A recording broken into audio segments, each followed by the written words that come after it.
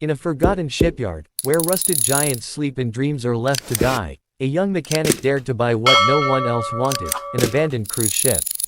People laughed at her, but what she found inside that hollow vessel would change not just her life, but the lives of everyone who crossed her path. The shipyard smelled of rust, salt, and forgotten dreams. Rows of hulking metal skeletons leaned against the water, their chipped paint flaking off like tired skin. Most people passed by without even turning their heads. But not Maya. At 24, Maya was no stranger to broken things.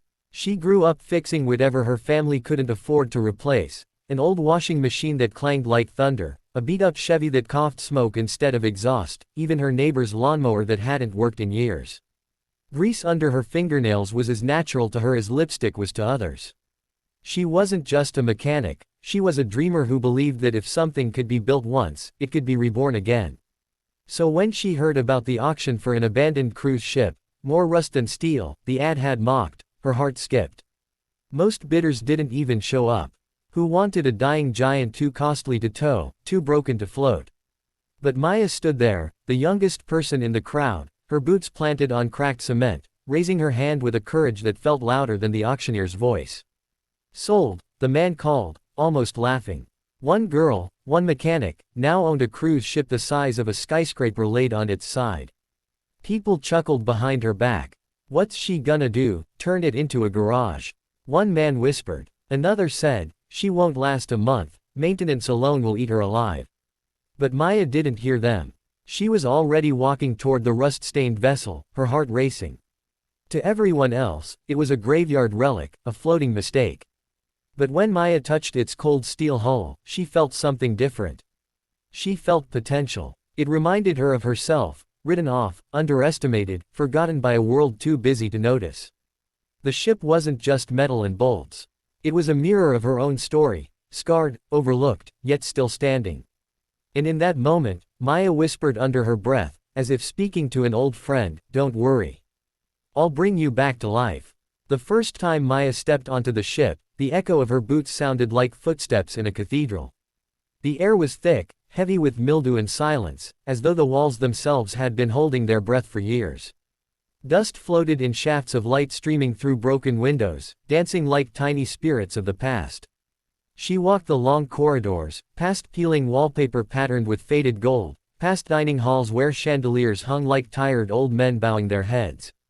She brushed her fingers over cracked leather seats, hearing laughter that wasn't there anymore, the clink of glasses, the shuffle of music, the kind of joy that once made these walls come alive. Most rooms were bare, looted or rotted by time. But when she reached the grand ballroom, something felt different. The massive double doors resisted her push, groaning like a warning. With one final shove, they gave way, slamming open to reveal a room swallowed by shadows. At first glance, it seemed empty. Then Maya noticed a section of the far wall. Its paneling wasn't flush like the rest. A mechanic's eye never missed such details. Heart racing, she grabbed her wrench and began prying. The wood gave way, splintering into pieces, revealing a hidden chamber sealed tight. Inside were crates stacked to the ceiling, untouched, forgotten by whoever abandoned the ship. With trembling hands, Maya cracked one open. Her breath caught in her throat. Paintings wrapped in velvet, the kind museums guard with alarms. Sculptures small enough to cradle yet priceless in form. Instruments with strings that shimmered in the dim light, their wood polished as if waiting for a concert that never came. She moved from crate to crate, each one more impossible than the last. Gold coins sealed in glass jars. Jewelry that glittered like captured fire. Historical relics she'd only ever seen in books. Her pulse thundered. This wasn't scrap. This wasn't rust. It was a treasure trove worth tens of millions, $75 million, maybe more. For the first time in her life, Maya didn't have to imagine freedom. It was standing right in front of her, locked away in crates of history. But with freedom came a choice. For days, Maya wandered among the crates like a child in a dream. She ran her hands over gold that gleamed even through dust, over canvases painted centuries ago, and violins whose strings still hummed when she plucked them gently. Every discovery whispered of lives richer, easier, freer than anything she had ever known.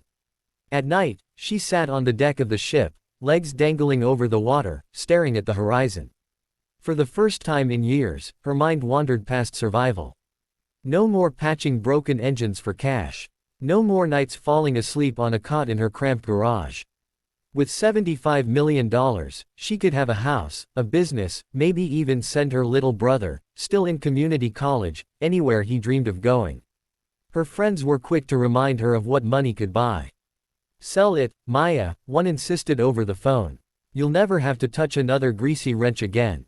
Another laughed, girl, you could buy a fleet of ships if you wanted. What's left to think about? And yet, she hesitated. Whenever she stepped into the ballroom, she didn't just see treasure. She heard echoes, piano notes drifting across polished floors, glasses clinking as couples twirled beneath chandeliers. She imagined passengers dressed in tuxedos and gowns, children racing through hallways, families taking once-in-a-lifetime voyages. The ship wasn't a tomb of wealth. It was a vessel of memories. Each crate felt less like a prize and more like a trust, as though the past had chosen her, of all people, to decide its future. Selling it all would make her rich beyond imagination. But it would also erase something irreplaceable. Lying awake one night in her tiny bunk aboard the ship, Maya whispered into the dark, maybe this isn't about what I get. Maybe it's about what I'm meant to give. The temptation of money pressed against her like a storm. Yet in the stillness of the old ship, she sensed a truth far heavier than gold. Sometimes, the greatest riches weren't meant to be cashed in. The night was calm, the kind of stillness where even the waves seemed to pause.